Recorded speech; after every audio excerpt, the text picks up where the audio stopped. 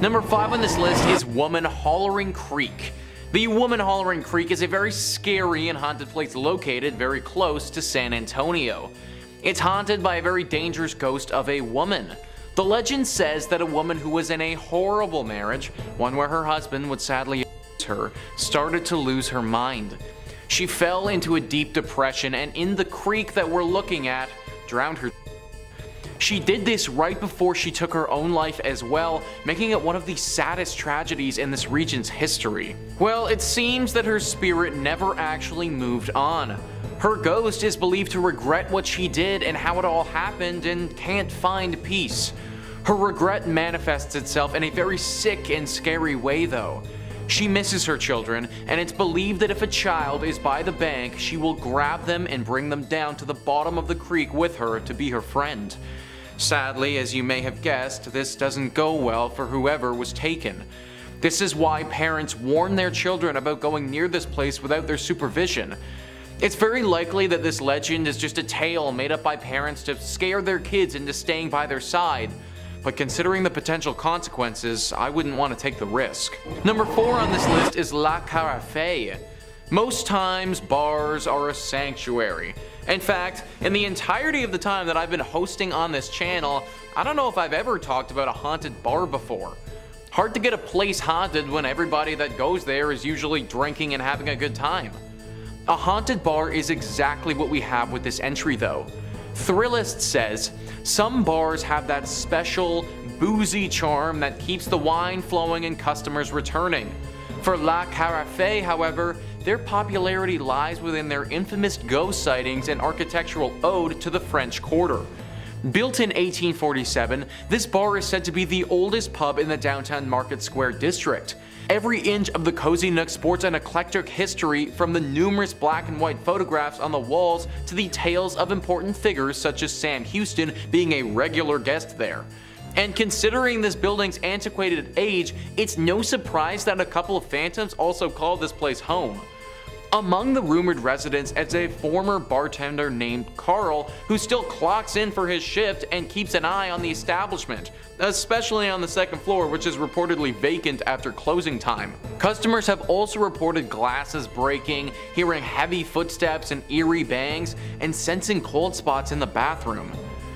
This is definitely a weird one because nobody really knows why this place is as haunted as it is. Like, yes, the bar owner kind of makes sense, but from my reading, he didn't die in an unusual or tragic way by any means, just a normal passing. I suppose the good thing here is that these spirits don't seem to be particularly aggressive, and if I could just get a drink with some ghosts without fearing for my life, then I mean that'd be pretty cool. However, ghosts are unpredictable to say the least, and I'm sure that there are plenty of other bars in Houston that aren't haunted where you could grab a beer. Coming in at 3, Summit Elementary School. In Amarillo, Texas, there's a haunting legend surrounding a closed and abandoned school that everyone avoids. The Summit Elementary School is one of the most haunted locations in all of Texas, and its dark history makes it a hub for ghosts and spirits alike. The school was open up until 1972 and is haunted for numerous reasons, including a janitor who killed students and stuck them in the boiler, racially motivated murders that took place in the school, and murdered prostitutes hidden in the walls. These are just a few of the legends surrounding the terrifying building. Worse still, legend has it that if you're brave enough to visit the abandoned school at night, your car may do strange things. Swings will move by themselves and you might even hear voices coming from the walls. Honestly, this school is beginning to sound like the one from Marianne, which is a French horror series you all need to watch immediately. Do it. The Queen demands it. Coming in at 2, the Candy Lady. Now this very well might be one of the scariest urban legends I've ever read and may result in a lot of you sleeping with the light on tonight. Sorry in advance. This theory goes, I quote, "The Candy Lady allegedly lures children to their doom by leaving enticing goodies on their windowsills just before bedtime. Her plan is for the kids to wait for mum and dad to fall asleep before indulging in the sweet treats so as not to get in trouble. Afterwards, she'll grab them and feast on their sugar-laden blood until there isn't any left. Children began to go missing, yet no leads were ever found that would suggest they were kidnapped or ran away. As some of the remaining children got older, they confessed to eating candy left on their windowsills with a note from the Candy Lady, so parents started to wonder if the other children perhaps had been poisoned. The worry was soon put to rest when someone actually turned up dead. Not a child though, but a sheriff's deputy who had been investigating the disappearances. His eyes had been stabbed out with a fork, and his pockets stuffed with candy. A farmer also found a child-sized set of teeth inside a candy wrapper one morning while tending to his fields. Very creepy. The legend still remains in Texas, and whenever children go missing, people are very quick to blame the candy lady. And finally coming in at number 1, black-eyed children. Black-eyed children or black-eyed kids are a contemporary legend of supposed paranormal creatures that resemble children between the ages of 6 and 16 with pale skin and black eyes who are reportedly seen hitchhiking or are encountered on doorsteps of residential homes. Now, children are creepy already. They say strange things and their innocence allows them to breach the barrier between the living and the dead that we jaded adults just don't possess. However, the black-eyed children legend is one for the history books and is downright terrifying. In the late 90s, a journalist named Brian Bethel was working in his town of Abilene, Texas, when he encountered something he'll never forget. He was parked outside a movie theater when 2 children knocked on his window. Brian couldn't quite understand why, but he was completely overcome with fear at the sight of them. He rolled down the window regardless, and the kids asked him for a ride back to their home so that they could get cash for the movie. His fear, however, made him hesitate, but the children were persistent. They then began to say some weird things, like, "We're not armed" or anything. Brian looked back at the kids and noticed how their eyes had turned pitch black. They then began screaming at him that they could only come in the car if he invited them in, so he quickly drove away. He spread the word about the black-eyed children and was surprised when a lot of other people came forward reporting similar experiences. Michigan is a hotbed for disturbing cryptid sightings. With everything from dogman to corn monsters and more, we've got the most disturbing ones for you today. The Michigan dogman has been terrifying locals since at least 1887, when not one, but 2 lumberjacks shared their sighting of the creature. According to legend, this cryptid has a dog's head on a man's body, but it isn't a werewolf. It's the dogman, who for most witnesses steps out of the trees in an isolated part of the woods, performs some acrobatic moves, and then tears off into the woods.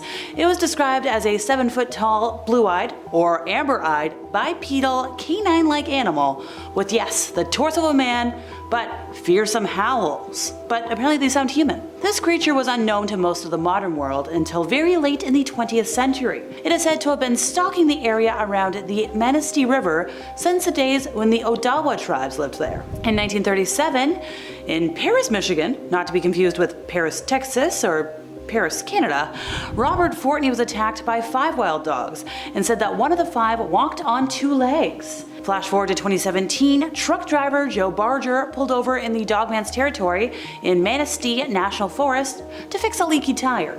Well, I guess probably just a busted tire. According to Barger, he was under his vehicle fixing things up when he heard an unnatural animal call emanating from the woods. Assuming it came from a black bear, he fixed his thing, got in the vehicle, drove off, only to spot a giant wolf head in the open window of his very tall truck, keeping pace with the vehicle. Barger claimed the creature had huge white teeth with 3-inch long canines, long black ears, and huge, seemingly intelligent yellow eyes. After deciding the dogman was kinda set on making him his next meal, Barger snagged his Colt and fired at the creature, blasting it into the weeds. Supposedly, the dogman's body was gone when Barger turned around to check it out, and 2 people claimed they witnessed a bear fight where the body would have been. Going back a little bit of time, back in 1987, the legend of the Michigan dogman gained popularity when a DJ at WTCM-FM recorded a song about the creature and its reported sightings. And he based the songs on actual reports. So this song was recorded with a keyboard backing and it was credited to Bob Farley.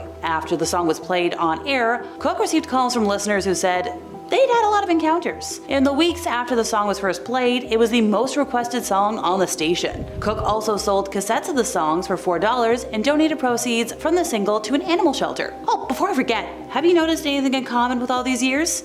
So according to legends, the dogman appears in a 10-year cycle that falls on years ending in 7. And at the end of the day, sightings have been reported in several locations throughout Michigan, but primarily in the northwestern quadrant of the Lower Peninsula. So if you see a dogman, a lot of believers think that if you simply clap, you're gonna scare it away. So try that. Good luck. As the legend goes, locals of the village of Wynn in central Michigan claim a corn monster lurks in the cornfields. To be specific, a shadowy figure that looks like a large, disheveled man emerges from the stalks and scares anyone driving in the rural area late at night. It's located near the intersection of Southwind Road and West Blanchard Road in Fremont Township, Isabella County, which is about 12 miles southeast of Mount Pleasant. There was allegedly an encounter in 2003 from a delivery man who stopped on a country road near Wynn one night to just rest. The driver admitted that he occasionally felt before that night that there was something trying to reach out of the corner of his truck whenever he would drive down that road, but that night, things got different. He got out of his truck, wanted to just stretch his legs, and the next thing he knew, a frightening human-like creature appeared on the edge of the cornfield. He described this creature as unexplainable, dark, dirty, man-like, and our guy screamed, scrambled back into the vehicle, and drove off, passing by the thing as it stared at him until he was out of sight. As a matter of fact, the area in which the wind corn monster has been seen is very, very little. Nearly every encounter has been on that road, so Co Road, in Isabella County. It's interesting though, like to think about why this creature decided to stay in such a small area, and how it remains so elusive. Also, like, what's gonna happen if they plant something other than corn in those fields? Does it become the soybean monster, the wheat monster, the cabbage monster? Those are also shorter crops, so then our monster's gonna have to crawl. Also, where does he go when the corn is harvested? Does he have like a cabin in the nearby woods? Scary movies and stories have taught, well, me enough at least, that if there's a scary cornfield, don't go near it. So what other residents have experienced this creature? Like, because there's gotta be some. Maybe it's time to take a trip. If you try to find out more about this legend, by the way, be aware that a lot of the online sites spell the town as W-Y-N-N, but the correct spelling, according to maps at least and the town welcome sign, is W-I-N-N. Number 3. The Black-Eyed Children. Our next entry details the paranormal sighting of a cryptid called the Black-Eyed Children. Nailing down the first earliest sighting of Black-Eyed Children ever is difficult since there are some conflicting reports, but most people tend to agree that the first widely recognized instance of this was from a journalist in Texas in 1996 all the way down in Abilene. Brian Bethel was a journalist working at the time, and he said he stopped in a parking lot near a movie theater to write a check. He heard a knocking on the door of his car, and he looked up from his pen and paper and said, and I'm quoting him on this, he said he felt a soul-racking fear looking out at a boy and his younger brother. The boy told Bethel that he and his younger brother both wanted to catch a movie, but they didn't have any money. Bethel was uncomfortable with this, but dismissed it as just having the jitters. The two kids told him that, hey, we're just kids, nothing to be scared of, and that they didn't have any weapons, which is, you know, that's a totally normal thing that kids would say to you in a parking lot all the time to calm you down. Bethel told the boys that the movie they wanted to see was already playing and they wouldn't be able to make it in time. Since this was in 1996, we can only speculate on what they wanted to see, but I'm pretty sure it was the Arnold Schwarzenegger classic Jingle All the Way. Anyway, Bethel said when he broke eye contact with the young little weirdos, he found himself completely swallowed by his own fear. The boy's eyes then became completely black, obsidian as midnight on a moonless night. Bethel's story kickstarted a number of sightings of these black-eyed children across Texas and even showing up in other states. No one's got any idea just what they were or what they wanted really. Like, what are they? What are their goals? Were they even human or just creatures sort of masquerading as humans? And did they really just want to see a movie and maybe he should have just driven them down to the Cineplex? We may never get answers on that one. Number 2, the Candy Lady. Now our next story is a real sweet one. It details an old urban legend about a nightmarish figure named the Candy Lady. Does she know the Candy Man, do you reckon? I bet they would be a great fit for each other if anyone wants to set that blind date up. Anywho, the Candy Lady, despite the sweet nickname, was a ruthless criminal with little regard for her victims. Her real name was Clara Crane, but history remembers her as the Candy Lady since that's way scarier. Get ready for a humdinger of a ghost story. In 1895, she was accused of poisoning her husband by slipping him caramel candies that she had laced with something lethal. Now, a couple years before, this young couple had lost their child, causing Clara to become distraught. Clara blamed her husband for what had happened to the child, leading her to add a little extra sugar to his sweets. Oh, I'm making light of this. That's terrible. If she poisoned her husband, that's just terrible. I don't want to joke about that. Clara was deemed unfit for trial and was placed in the North Texas Lunatic Asylum, which, don't worry, thankfully received the much more pleasant name as Terrell State Hospital down the line. I can't believe that's ever what it was called before. Imagine getting sent to the North Texas Lunatic Asylum. Unfortunately, her stay at the North Texas Lunatic Asylum would not be the end of her legacy. I just wanted to say it again one more time. I'm sorry. Can you blame me? In 1903, people started going missing around the town Clara lived in. Bizarrely, relatives of the victims would report finding candies and candy wrappers around their home. Sometimes there would even be threatening little notes on these candies. Locals started speaking again of Clara Crane, the woman who infamously poisoned her husband with dark candies years back. Now here's where it gets bone-chilling. A nearby farmer found a bunch of teeth in his fields and then discovered the body of the town sheriff in his field without his choppers and forks in his eyes and candy in his pockets. Now, no one knows what truly became of Clara Crane. There's not really a lot of records for this thing, but she's become a great ghost story to locals who tell the tale of her luring people away with her sweet little treats and taking their teeth and eyes in return. Oh my god, that's giving me a toothache just talking about it. We have to move on from this one, otherwise I'm gonna have to book a dentist appointment soon. Okay, moving on. Number 1, the Donkey Lady. I saved the best for last. Our last entry is the bizarre legend of the Donkey Lady. Now there's a few variations on the origin of the Donkey Lady, but the stories always end up the same horrible way. And we'll get there in just a minute. But let's take it all the way back to the start. And to go back to the start, we gotta go sometime in the mid-1800s. The story goes that there was a family that lived near Elm Creek, way down in San Antonio. They had a modest farm property, a husband, a wife, and their children. One day, a $5 man from up north rode past their property and taunted the family for the donkey that they had. Not sure why you'd do that. He's clearly never seen a fistful of dollars. You never make fun of a man's mule. It's the fastest way to end up in a coffin. Anyway, the mule didn't take too kindly to being laughed at and bit the man over his taunting. This man was enraged and beat the donkey within an inch of its life, at which point the mother of the family came out and started to pelt rocks at this strange traveling donkey hater. The man couldn't just leave well enough alone, because as legend goes, later that night he brought a posse back to come burn down the farmhouse and blocked up all the exits to burn them inside, all over a donkey, allegedly. The farmhouse went up in flames. The only survivor, tragically, was the wife who initially had come to the donkey's defense. As she ran out of the home, her skin soaked in flame, her hands melted down to little stubs, her face deformed, skin sagging off the muscle, crispy and black, long, like a donkey's snout. She ran into the night and hurled herself into the Elm Creek, which is the last place anyone had ever seen her. Today, there's a bridge called Donkey Lady Bridge over Elm Creek, where locals claim that they've seen a creature with a donkey's face screaming at them from the window of their car. Legend has it that the spirit of the wife haunts this area and torments those who cross her bridge while grieving the unfortunate loss of her family. Coming in at number 5, we have South Manitou Island in Leland. South Manitou Island is part of an island chain in Lake Michigan that extends north to the Straits of Mackinac. The only public access is by ferry from Leland, Michigan. The island consists of a ridge of tilted layers of limestone buried under a blanket of glacial debris. 16 miles offshore from the Lilano Peninsula, featuring 300-foot sand dunes, deserted shoreline, and empty campgrounds,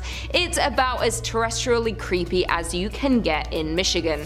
In the 1800s, the island became a popular harbor for ships traversing the newly built Erie Canal into the Great Lakes and on to Chicago. One local legend surrounds a ship full of passengers stricken with cholera stopped at South Manitou, where sailors buried their victims in a mass grave, some of them still alive at the time. Soon after this incident, the first appearance of ghosts and hauntings began. The mass grave is believed to be near the old cemetery just north of the Bay campground. This is also near where the old dock used to be located. Additionally, the passage between mainland Michigan and Manitou is one of the deadliest sections of Lake Michigan. This is due to a sudden weather change, creating a navigational hazard, causing over 50 known shipwrecks. Traffic was quite busy here during the late 1800s, and there were frequent accidents where ships would literally run into each other. Off the coast of the island lies the shipwreck of the SS Francisco Morazan, where rumors say a young island boy died after trying to explore on his own. There are also 2 cemeteries on the island and an ancient cedar forest where voices are said to be heard. The haunting of this island is so bad it has driven park rangers to go mad and demand to be taken off the island. One ranger even confessed to hearing voices, footsteps, and slamming of doors inside buildings that were otherwise unoccupied. Coming in at number 4, we have Masonic Temple. With over 16 floors and 1,000 rooms, this Gothic temple is one of the most striking buildings in Detroit. Furthermore, this is the largest Masonic temple in the world. According to rumors, there are hidden passageways, rooms, and staircases, so be careful as you might get lost quite quickly within the walls of this temple. The most famous urban myth associated with the temple is that of the architect George D. Mason. Legend has it that Mason went bankrupt funding the construction of the temple. He was going through financial difficulties and was very close to foreclosure. Due to this stress, George D. jumped to his death from the roof. This story will back up the fact that many reports of a ghost climbing the steps to the roof of the building as if stuck in a loop of his darkest moment. Even scarier, additionally, guards frequently find the door to the roof unlocked, even when it was just checked moments earlier. Additionally, the temple has various cold spots and doors are reported to close suddenly. One of the roof doors is said to swing open just moments after it is locked by a watchman. Many people report the feeling of being watched while inside of the building. Coming in at number 3, we have Doherty Hotel. The Doherty family has owned and operated the hotel since it opened in the 1920s. The Doherty men were and remain the business managers. However, as the current owner Jim Doherty tells it, it was the Doherty women who were the heart and soul of the business. The hotel has a colourful history. During Prohibition, it was a speakeasy, a place for backroom gambling and adult entertainment. It was also a meeting place for the Mafia and Purple Gang. Here, they worked out their differences. In 1938, the hotel was the site of one of Michigan's most notorious murders. Isaiah Lebo, former Purple Gang attorney turned Purple Gang businessman, was murdered in the bar. He was shot by his cousin and business partner Jack Livingston and sadly passed away. Ever since, there have been numerous hauntings. Some believe it's Lebo who haunts the ground or grandmother Helen Doherty who passed away at the hotel. But there is one thing for sure, and it's the many ghost stories that are now associated with the hotel. Guests, visitors, investigators, employees, and the owners have all had some kind of paranormal experience at the hotel, which includes perfume scent wafting through occasionally, loud knocking, bedroom doors open and close by themselves, and dark apparitions and shadowy figures have been spotted anywhere from the lobby to the top floor. Also, the spirits of other murder victims roam the halls, lobbies, and rooms. While some can be seen, others prefer to just make noise. Coming in at number 2, we have Michigan's first state prison. Established in 1838, Michigan's first state prison remained in operation through 1934. The prison served as the nucleus for the city as it spanned some 20 acres. Over the years, it relocated and at one point became the largest walled prison in the world with around 6,000 inmates. In 1952, in response to poor medical care, brutality from the guards, and bad food, 2 maximum security prisoners took hold of a guard and used his keys to release other inmates. A days-long riot ensued, resulting in 9 guards being held hostage. Additionally, the riot resulted in the deaths of several inmates and guards before it was extinguished by the National Guard. The inmates fought for and won a list of 11 demands for reform. Today, the old prison has become the Armory Arts Village, a residence and studio for local artisans. Apartments are very contemporary and halls are covered with artwork. In spite of its modern renovations and freshly painted walls, though, rumors persist of its haunting.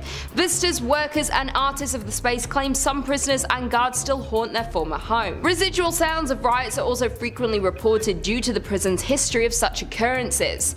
Judy Krasnow, an employee at the renovated Arts Village, hosts daytime historic tours of the prison, so a visitor can see the hauntings for themselves. She is also a resident of the prison and lives on site. She has confessed she believes her apartment, which was once a series of prison cells, has ghosts. Furthermore, Judy is not the only resident who believes that. Even though the upper floors have undergone renovations, the underground section that holds solitary confinement remains structurally intact. Although cells have been removed, there is intensity in this area that cannot be denied. And finally, in at number 1, we have the Whitney Restaurant. Located on Woodward Avenue, Restaurant Whitney was the former mansion home of David Whitney. David was one of the Midwest's wealthiest lumber barons at the turn of the century, and he built this magnificent 21,000 square foot home in 1893. 1984. The mansion was restored in the mid-1980s, and since then reports of unexplained paranormal activities have been reported, such as shadow figures have been seen on the second floor, disembodied voices have been heard, and other strange phenomena have occurred. It is known that the mansion is haunted by Whitney and his first wife Flora. Flora always wanted to live in a mansion but died before the home was finished, leaving Whitney to raise their 4 children.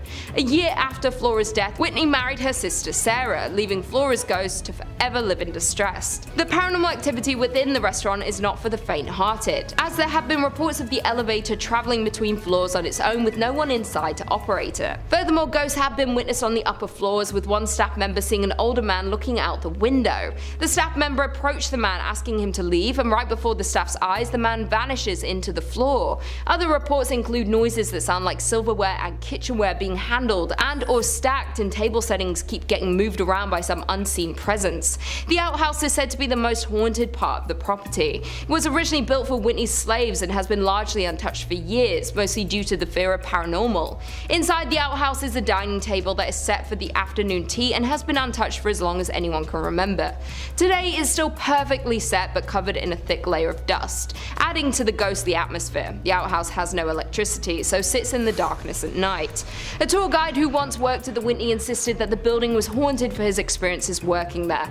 The worker claims a group of dolls vanished from a room inside the building. Also, the worker has reported hearing his name being called from an empty area of the building. The Whitney Mansion is an elegant and beautiful property but has high body counts, a haunting history, and plenty of supernatural sightings still happening today. Number 5 on this list is the Plaza Theater Performing Arts Center. Built in 1930, this beautiful theater has had many shows and screenings here over the years. For 55 years, it was in operation as one of the premier spots to have your movie shown, but in 1985, the theater shut down. It remained as such for about 20 years when in 2006, it began to get renovated. Now it's mainly just for live theater and other performance art in the city of El Paso. Like a lot of beautiful old theaters though, as time passes, legends emerge, and this one in particular certainly has its fair share. The Plaza Theater for Performance Arts Center has 3 primary ghostly apparitions it houses. The first is our very standard and very classic drifting woman in white. Looking sad and down on her luck, the spirit of this woman will often drift around through the rafters and has been seen by many workers throughout the years. The second is a man in all black who materializes in front of people. He's described a bit like a shadow creature, but slightly less menacing.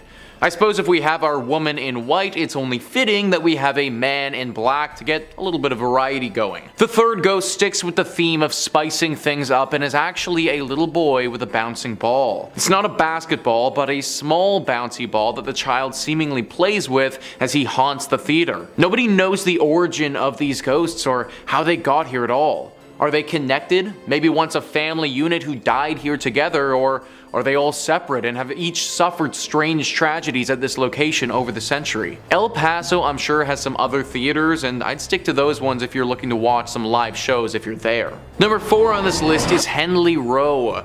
Located on the Texan island of Galveston on the Gulf Coast, this is the most famous haunted spot for locals in the region. Texas Highways writes, "It's not surprising that Henley Row is a hotspot for supernatural activity. Completed between 1855 and 1858 for shippers and cotton brokers, it was the town's tallest structure during the Civil War. The roof doubled as a Confederate lookout for Union ships. Galveston and nearby barrier islands, history had been laced with tragedy.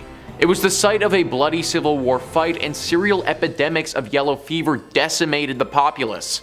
Hurricanes blast through regularly. The 1990 storm left up to 12,000 casualties in the worst natural disaster in US history. No wonder Texas writer Brian Woolley called Galveston an old cemetery with a beach attached. The resident ghosts of Henley Row represent aspects of Galveston history. There's the Confederate soldier seen on the roof and around the building. The bloodied teenage factory worker is a vestige of the building's cotton grading days. The lady in white and the running and playing little boy and little girl are thought to be 1900 storm victims. The upper floors house apartments and offices now, but Henley Market's glass ceiling reveals views of stairs and landings. During renovations, workers reported tools mysteriously moving around. Staff recall other spooky experiences as well. Some years ago, a friend gave her old photo of Dr. Wilbur from a house on Church Street that's always displayed in the shop. When Hurricane Ike inundated the building with 10 feet of water in 2008, the photo went undamaged while many other things were destroyed. Every year on November 1st, employees construct an elaborate Day of the Dead altar that includes the photo and lighted candles. Before closing, the staff follows a 3-person backup routine to ensure the candles are completely extinguished,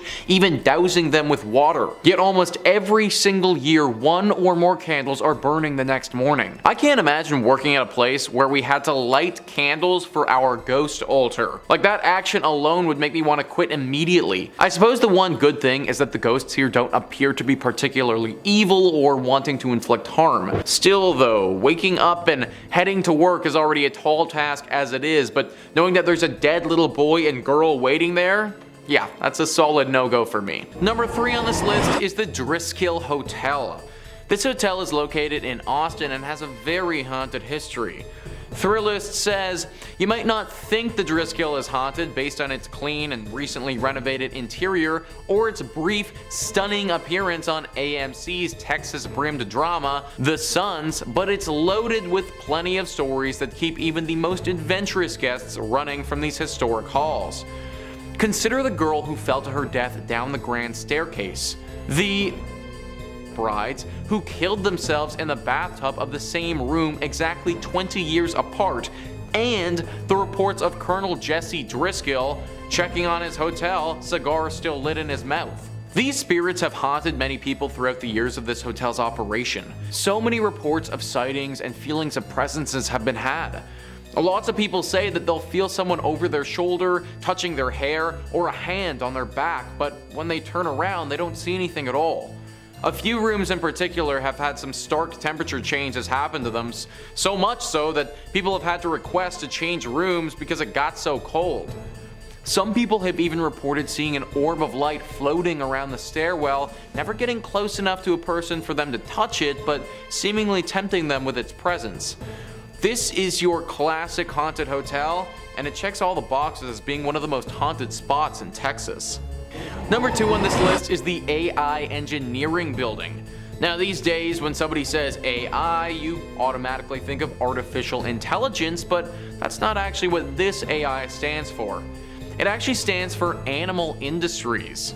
Texas Highways says, in 1959, Roy Simmons, foreman of the meat locker in Texas A&M University's old Animal Industries building, was performing a bit of a routine butchery on a slab of bacon. As he was cutting toward himself, the knife slipped in his hand, stabbing his leg near the groin. The blade cut open his femoral artery. His assistant, who'd stepped out for a moment, returned to find him bleeding out on the floor. An ambulance was summoned, but in vain. Simmons died before he could be removed from the building. Sims' death was a tragic accident, but it doesn't take much for a tragic accident to take on a more ghostly cast. In the daytime, we never thought much about any ghosts or strange occurrences, says Jeffrey Saville, a Texas A&M professor who was an undergrad and grad student in the 1970s. It was the nights when we were in the meat laboratory conducting research, usually by ourselves, that one would hear strange noises or feel like you weren't alone. Over the years, Saville says, students and custodians working in the bowels of the building have reported invisible footsteps, strange noises, and objects scattered far from their original resting spots. Saville attributes many of the stories to the natural spookiness of an old building and noisy machinery such as the elevator and the refrigeration compressors. A series of renovations of the building have turned the site of Sims' accident into an office space. Whether or not Sims' ghost roams the hallways, Saville says, one thing keeping his memory alive is the lesson offered by his death.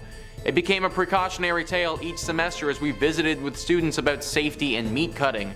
It gets their attention when you tell them that somebody lost their life because of a knife accident. And I imagine it also gets their attention when his literal ghost is haunting them as they try to learn. If you're big into animal industries, then maybe look at some other schooling options before settling in on Texas A&M. And finally, number 1 on this list is Goatman's Bridge. Now, this bridge isn't the greatest of all time like the name might suggest. In fact, it's probably one of the worst bridges of all time based on how freaking haunted it is. It was built back in 1884 and initially was used as a very popular spot to move cattle across. Over the years, a tragedy struck this bridge that has it being haunted by a dark and demonic spirit. It's a sad story where a colored goat farmer was murdered by some Klansmen on this bridge many years ago. It's believed that the demonic spirit that haunts this place now is that of this goat farmer who was horribly wronged back then. Locals around this area do not go over this bridge at nighttime unless they really have to. So many sightings have happened over the years where people will go over the bridge and be met on the other side by said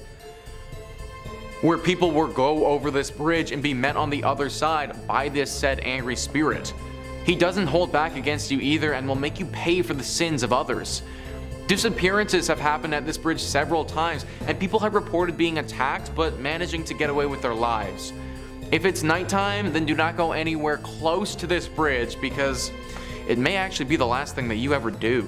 Coming in at number 5, we have Terrace Inn. Located just north of the city of Petoskey lies the Victorian inn called Terrace Inn. The inn opened in 1911 and was known to be a luxury 38-room Victorian resort, though the perception of the Terrace Inn has since changed from a large number of scary ghost reports. It also doesn't help that there have been multiple deaths on the premise. Before this building was an inn, it was 2 boarding houses until they were torn down to create what we now know as Terrace Inn. During construction, 2 workers fell off a beam and sadly passed away. Therefore, it's rumored that their spirits may have settled in at the inn once construction was complete. That's not the only accident and ghost story that has occurred at the Terrace Inn though, as many years later there was a woman named Abby Sweet who was staying at the inn. Abby was pregnant and unfortunately fell and lost her life. After that event occurred, her husband Edward passed away from heartbreak just a few years later. This accident occurred in room 211, which is known to have the most reports of ghost experiences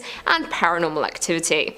That isn't the only spirit lurking in the inn though, as there is the interactive youth, a boy between the ages of 12 to 14 who has been seen inhabiting the basement. That being said, his identity and the reason for his presence are unknown. Over the decades there have been many reports of paranormal activity at the inn. If you ask the desk clerk for the inn's ghost files, they'll hand over a thick folder with accounts from past guests and employees.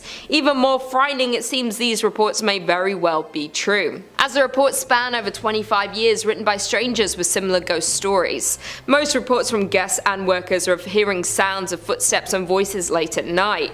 Additionally, doors open and close by themselves unexplainably. Some have even reported hearing the sound of a piano playing or a party being held, but when investigated, the area the sounds were coming from was vacant. Plenty of paranormal investigators have spent the night at this haunted hotel, and they all agree it's crawling with paranormal activity. Lucky for the guests though, the investigators and workers all agree that the spirits aren't harmful or hold negative energy.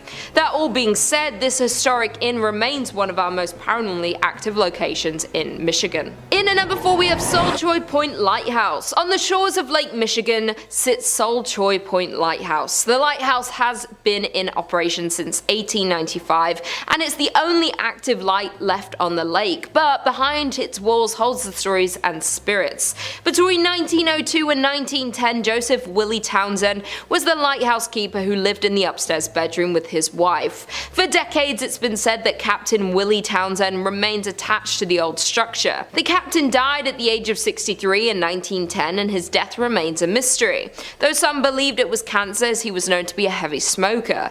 His body was embalmed in the basement of the lighthouse. Once Mr. Townsend died, some curious individuals got inside and went into the basement, where they found pieces of an old broken up kitchen table. Once they reassembled the table, that's when the paranormal activity began. The table chairs kept getting rearranged on their own and silverware was set on the table in a specific pattern, the way the captain preferred them.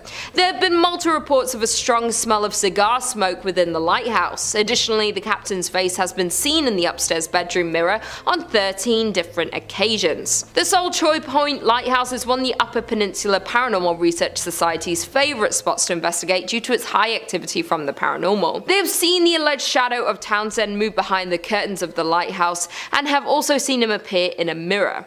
Not only that, but one guest had even said that during her visit she saw a man wearing a heavy blue coat walking across the yard of the lighthouse. She waved at the man, but he just ignored her. Not thinking much of it, she went on with her day. When the guest got home and did research on the lighthouse, she realized the man she saw was the captain himself.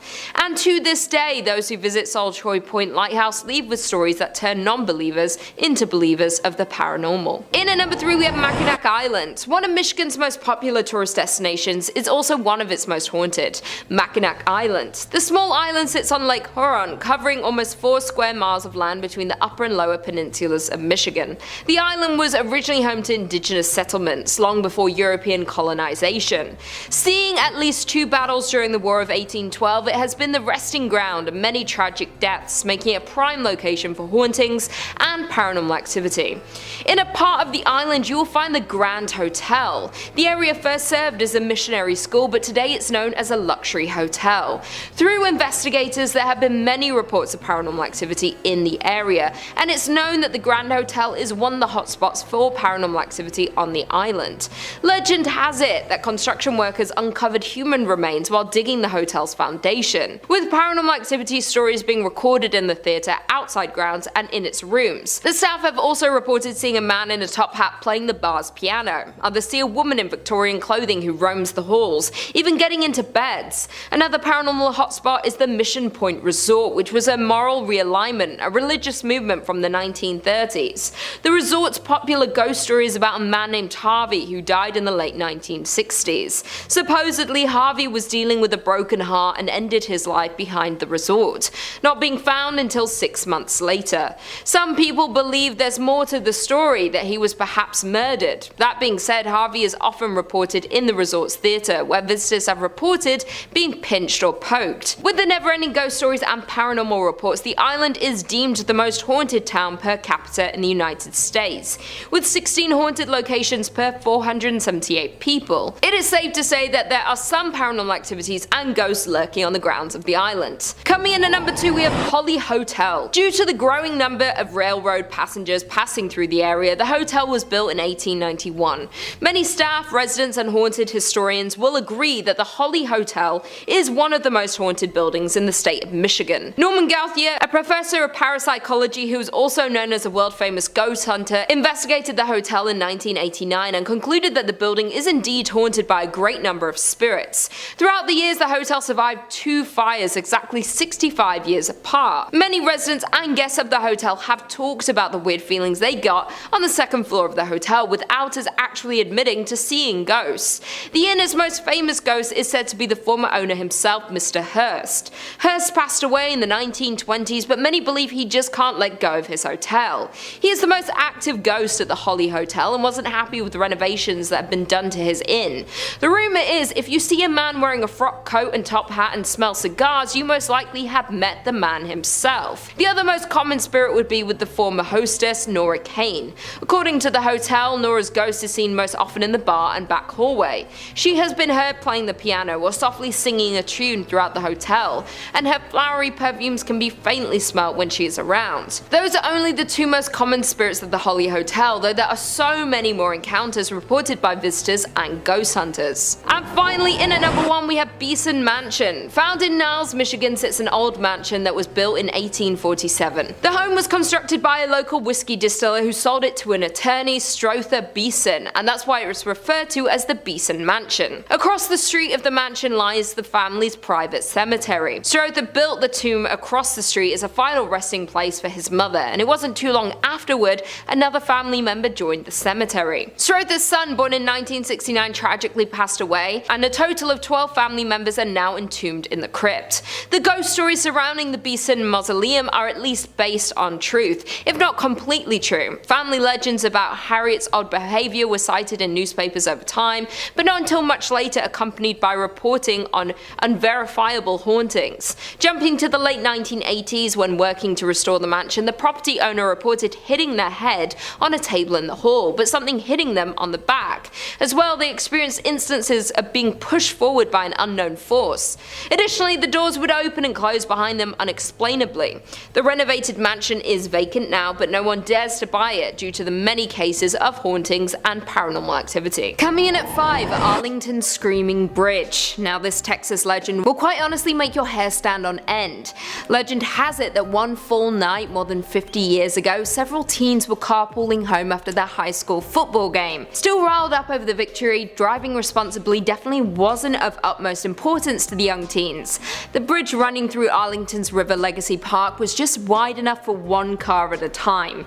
You can probably guess where this is going. The teens hooting and hollering drowned out all the noise, like that of a vehicle that had no working headlights. The cars collided head-on before erupting in a fiery explosion and plunging into the waters below. Nobody survived. The bridge is now closed to vehicular traffic, with the site only accessed on foot. However, it now has a new name gifted to it by locals, Screaming Bridge, a name which was coined after the first brave souls went exploring along the bridge and experienced events that can only be explained by the supernatural. Legend has it, if you stand on the bridge and gaze into the river below, you'll see a tombstone for each of the deceased with their names, date of birth, and death.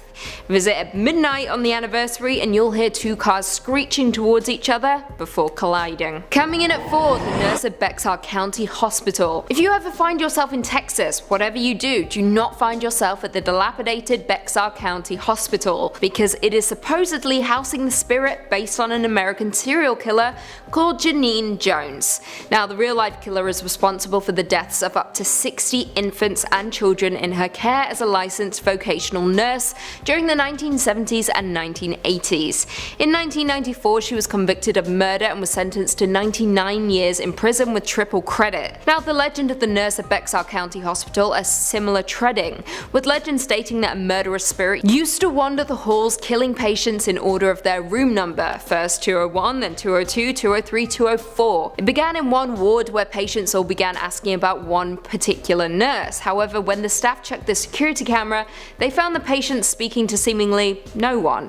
They saw the curtains close on their own, tracheotomy tubes get pulled out by an unseen force, but then, very quickly, the patients began dying in their room number order. Like I said, many Bexar County locals believe the legend to be based off of Janine Jones, but what do you guys think? Number 3 on this list is the USS Lexington. The ship has its own museum dedicated to it now, and it is 100% haunted. The decommissioned World War II aircraft carrier is riddled with different phantoms. This museum is literally said to receive, on average, hundreds of reports of ghostly apparitions in 1 year. That is so much supernatural energy that is just congregated here. Now, World War II was obviously an awful time, and if this boat played a major role in the Battle of the Atlantic, which I imagine it did, then it assuredly saw its fair share of tragedies. The ghosts are not quiet about their presence, they make themselves very known. One of the most famous ones resides in the engine room. Apparently, visitors will go there and a spirit will form explaining the engines and how they work. Then, when his lecture is over,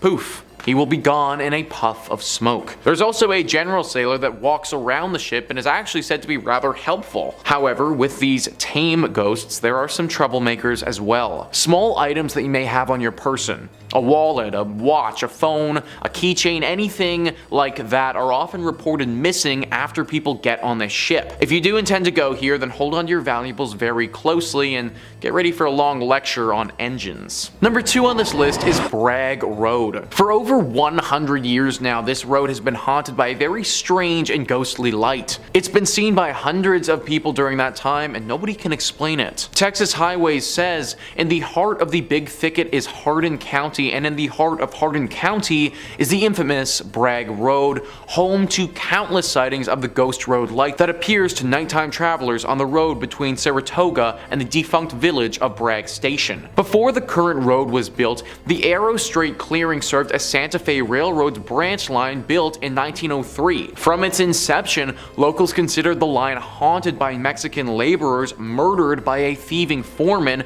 a deserter shot by Confederate soldiers, a hunter lost forever in the woods, and a decapitated railroad brakeman searching for his head. But all the stories share a common theme: a floating orb of light. The road replaced the railroad tracks in 1934, but the light remained, seen by hundreds of people over the decades. In the 1960s, Archer Fullingham, editor of the County News, spread its notoriety in articles. National Geographic published a clear photo of the light in a 1974 feature about the Big Thicket. Texas folklorist Francis Albernethi documented sighting stories from the old-timers and young folks alike. In 1997, Hardin County designated Bragg Road as Ghost Road Scenic Drive Park. A pretty road through the woods in the daytime turns into a spooky spot for supernatural sightings by night. Word is the most auspicious times to see the light are on moonless autumn nights. What the heck is this light that has been haunting this place for all these years? Even National Geographic, a very highly reputable column, has posted stories on it with actual photos including it.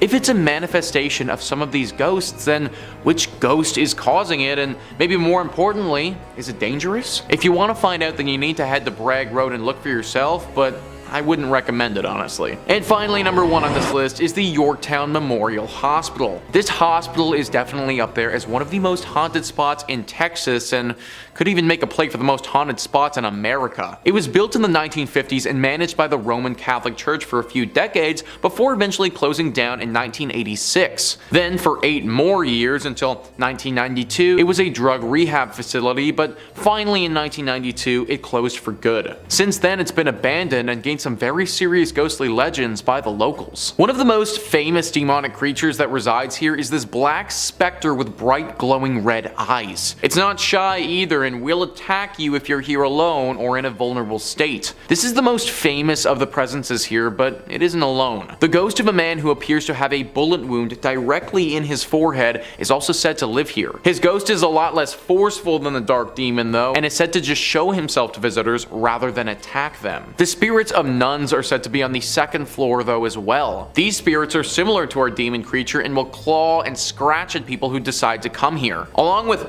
all of this, we also get our classic indicators of a haunted location, such as feelings of despair as you walk through, temperature changes, and moans echoing throughout the building. Avoid this place at all costs if you want to keep a tight grip of your sanity. Number 5, the Screaming Bridge. Now, our first Texan urban legend is a long-told story based in a real tragedy. The accident on Screaming Bridge. Geesh, if that is not a name, that sounds more like it belongs on Hogwarts campus than it does somewhere in Texas. Over 50 years ago, several students were carpooling home after their football team defeated their rivals in a major victory. The students were riding high, celebrating, and were definitely not concerned with driving safely. I mean, come on, they just won the big game. Who wouldn't be celebrating? The bridge running through Arlington's River Legacy Park was wide enough to accommodate maybe one car at a time, if that. And the students were hollering and hooting and not even remotely looking at the road, drowning out the outside world and focused on themselves and this beautiful moment in time, not worrying about their future, their surroundings, the car speeding towards them. Unfortunately, by the time anyone could realize what was happening, it was too late to stop it. The cars collided, erupting in a horrifying explosion, claiming the lives tragically of every single person involved in this crash. Now, this bridge can only be accessed by foot now. It was then given the name Screaming Bridge in honor of the horrible events that had happened up there. Now, local legends state that if you do journey up to Screaming Bridge and you stand looking right over at the river, you'll be able to see the apparitions of tombstones of all the victims. Goes a little further though. Visit up at midnight on the day of the crash, the anniversary. They say you're able to hear the screeching of the cars and the screaming of the victims. Hence, Screaming Bridge. Scary, scary stuff. I'm probably gonna take a little detour if I'm ever down in Arlington. I think I'm good. I'm sure there are plenty of non-haunted bridges for me to keep my feet on. And if you're looking for way more scary content, Top 5 Scary is the place to be. We've got urban legends from across the globe, horror movies, true tales, cryptids, ghosts, aliens, just about everything scary you could shake a stick at. So stay subscribed, but way more importantly, stay scared. And hey, stay watching this video, okay, before you check out the rest of the channel. We got way more cryptids and urban legends to go. Number 4, the Chupacabra. The Chupacabra is one of my absolute favorite cryptids out there. I love the variants in sightings and legends because sometimes, depending on who's telling the story, the Chupacabra is described as being like an alien, reptilian, like horrible little goblin guy that runs around on all fours and is from another planet and sucking all the goats. And then sometimes in some stories the chupacabra is just like a weird looking dog. I love it. Not all cryptids need complicated lore. Sometimes they're just a weird looking dog. Now, legends of the chupacabra stemmed initially from Puerto Rico. Most cryptozoologists believe with stories dating back to the 1970s. Livestock was found going missing all around this one small town, Mocha, and were initially assumed to be the work of some cult, but later reported to be thought to be the cause of an animal, as all the livestock found had bite marks and their bodies bled dry. Now, the name chupacabra literally translates to goat sucker, which is so funny that when you learn that, it is impossible to ever unlearn that. Now, this creature is a widespread phenomenon reported across the Southwest and Mexico, but Texas, of all places, seems to be a real hotbed for the creature. One very determined author, Ben Radford, who's a researcher at the Center for Skeptical Inquiry, and he even penned a book appropriately titled Tracking the Chupacabra, says that Texas is a chupacabra factory, one of the foremost places in the world associated with the beast. One of the more recent sightings, and one of the more viral ones that was going around, was a few years ago in Amarillo. A zoo's security camera captured weird footage of a creature standing on its back legs that looks a whole lot like a chupacabra or Crash Bandicoot. You decide for yourself. The wahila is said to be a wolf-like creature the size of a bear that roams northern Michigan, Canada, and Alaska. It doesn't travel in groups, it's very solitary, likely due to its massive size and lack of local predators. So it's larger and more heavily built than normal wolves, with a wide head and proportionally larger feet and long, pure white fur. The animal's hind legs are said to be shorter than the front legs, and the tracks show widely spaced toes. Witnesses describe this as being 3.5 feet to 4 feet at the shoulder. Legends describe the wahila as an evil spirit with supernatural powers and describe it as doing what? Just killing people and removing their heads. It has been theorized that the wahila is an amphicyonid, which is a prehistoric carnivore of the Miocene era, or a dire wolf, a prehistoric hyena, or maybe even a completely new species of canine. The wahila supposedly travels through a section of land called the Nahanni Valley on its way to and from Alaska.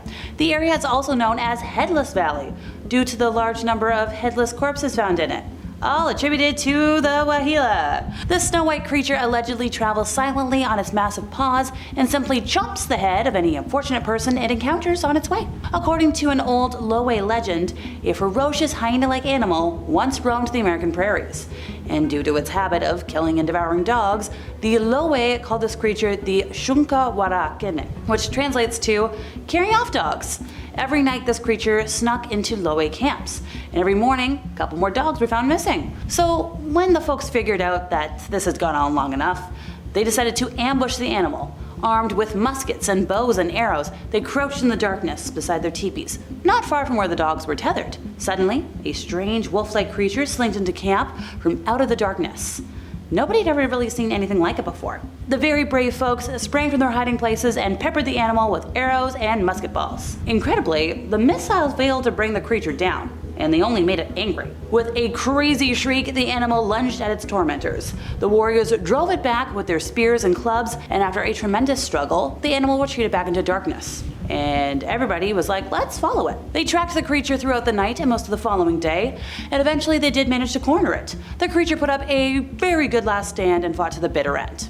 When it finally fell, it cried just like a human being. Once the creature was dead, a lot of folks skinned its carcass, painted its hide, and placed it in a medicine bundle. It was under the belief that whoever wore this medicine bundle in battle would be immune to enemy weapons, much like the monster whose skin it contained.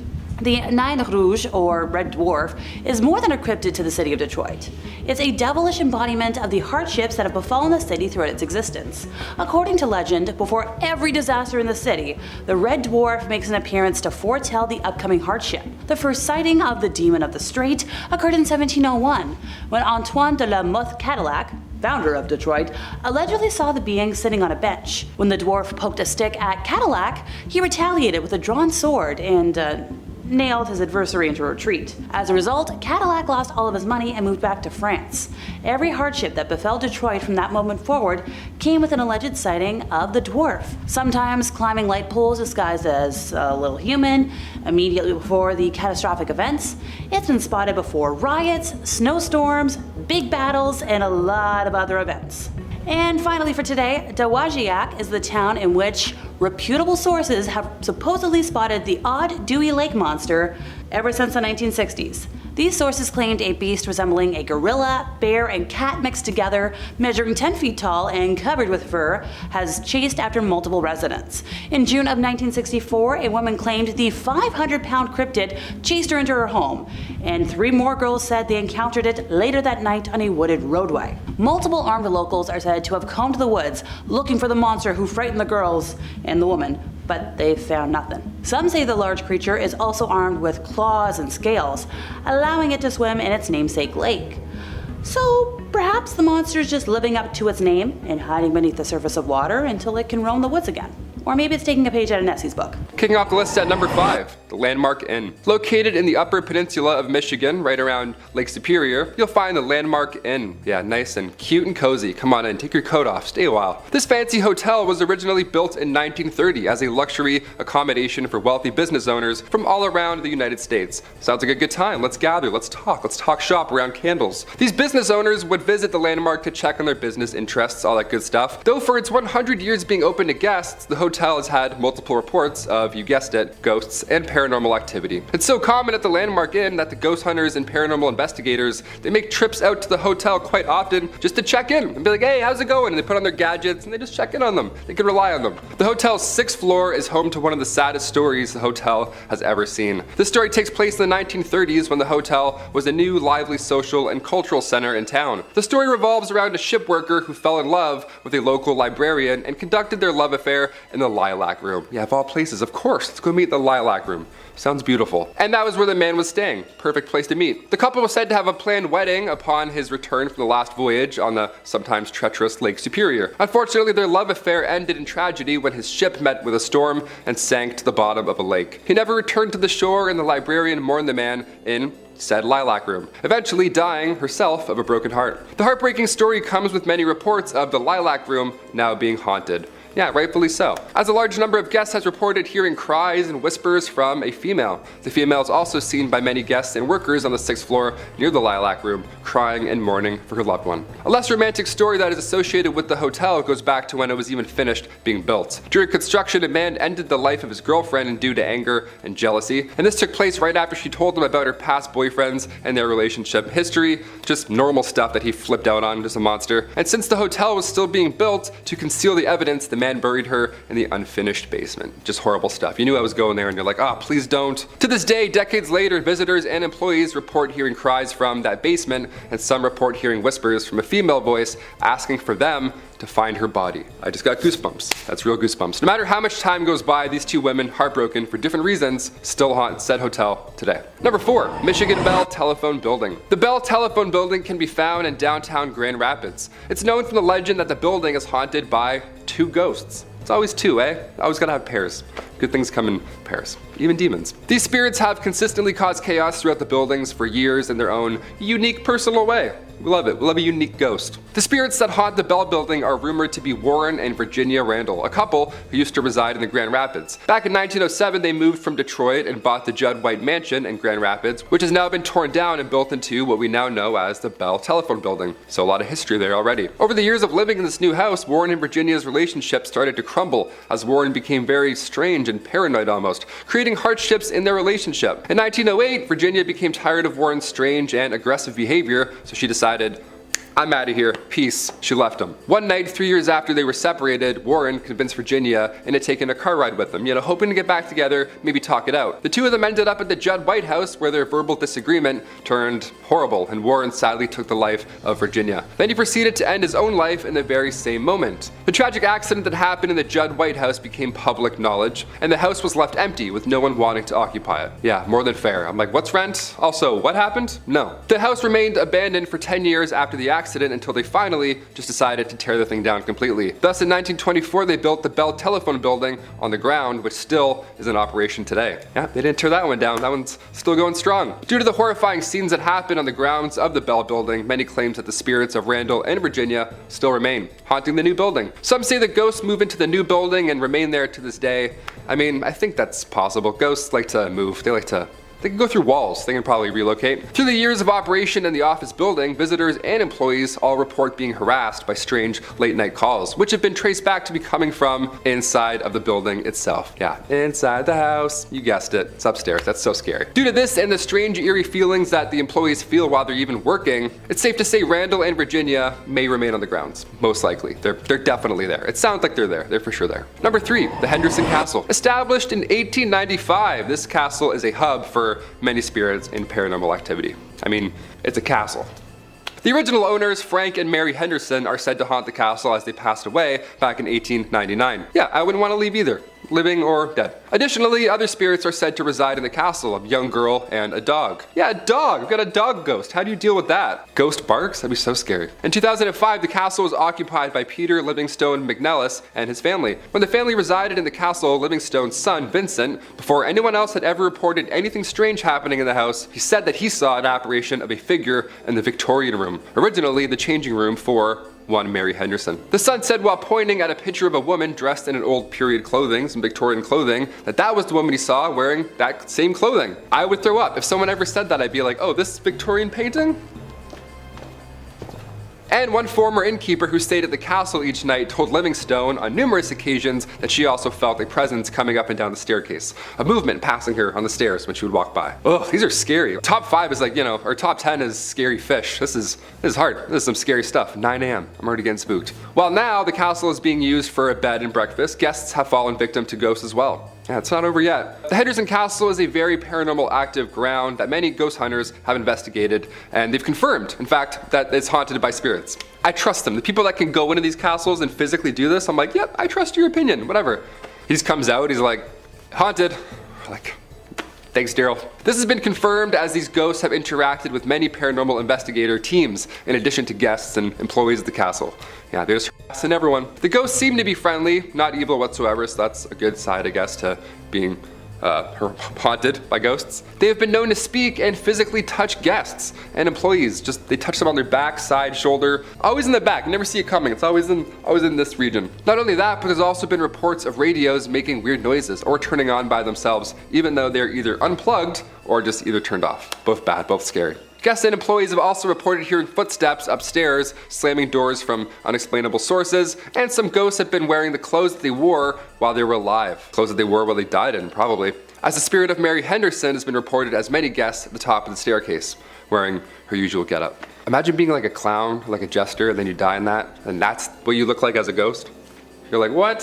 I was doing a mascot gig. I don't want to look like a shark forever. Number 2, Allegan Lodge. The old Allegan Elk Lodge was built in 1909. It was used as a psychiatric and TB hospital until its closure in 1948. The lodge was a former hospital that was frequented by mobster Al Capone, and one that many say is haunted by at least 7 different ghosts. Yeah, you thought 2 was bad. Add 5 more. Now we got 7 ghosts. And it's currently on the auction block in Allegan. If you have a lot of money and bravery, there you go. While the structure was originally built by physician John Robinson in 1909, somewhere in the 1920s, it was sold to a doctor from the Chicago area who had allegedly had underworld ties. That's a great doctor. That's just who you want working on your pancreas. Brought pancreas back today. The facility was supposedly frequented by mafia figures such as Al Capone, the Prohibition-era Chicago mob boss, and his men. Yeah, well, they needed medical attention or when they simply needed to get away from Chicago, this is where they'd go. The old Elks Lodge, Al Capone. He's like, oh, it's cozy. They have great soup.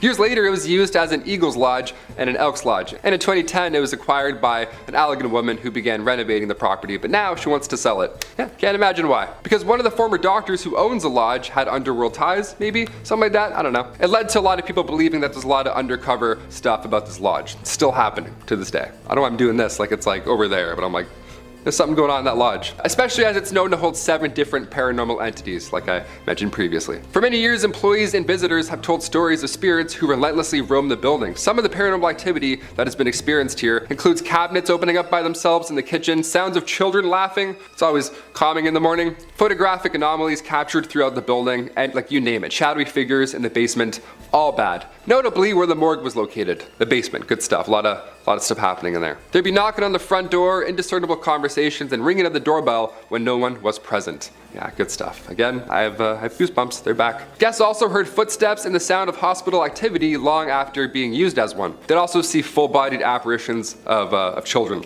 They would just see ghost children. That would be it. I wouldn't have to see any more. I would just see the ghost children and be like, again, see ya. Like that's. And finally, number 1, Point O Barks Lighthouse. There are plenty of lighthouses in Michigan, and plenty of them are rumored to be haunted, of course, because they're lighthouses and they're creepy, as they normally are. And this one is no exception. Built in 1847, real old, lot of history with this one. The lighthouse is located on Point O Barks. As the legend goes, early to mid 1800s, Peter Shook had been Point O Barks' first lighthouse keeper. He was the OG.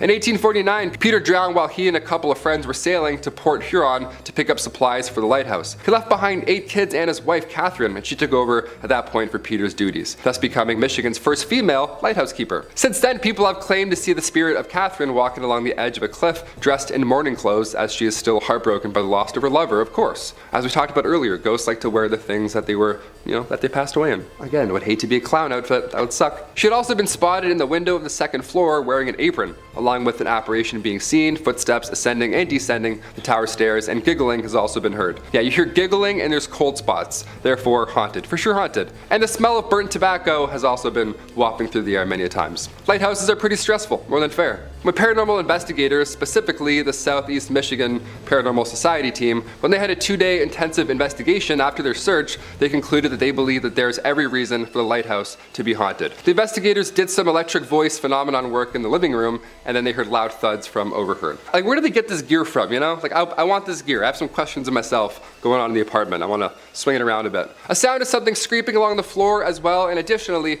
during their investigation, the rocking chair had moved 2 feet and was still moving. Just love to keep rocking around. We love that. We love haunted rocking chairs. We love unexplainable forces. While they were upstairs, they also reported hearing heavy footsteps from another unknown source. So many ghosts, there's rocking chairs, people moving around, working in the basement. It doesn't sound like the afterlife is a peaceful one, if I'm being honest. Sounds like there's a lot of to do after you die. I'm not really looking forward to it. I thought I could just kind of float around in your paintings, but now it sounds like I'm gonna have to go and wear my mourning clothes. Who knows?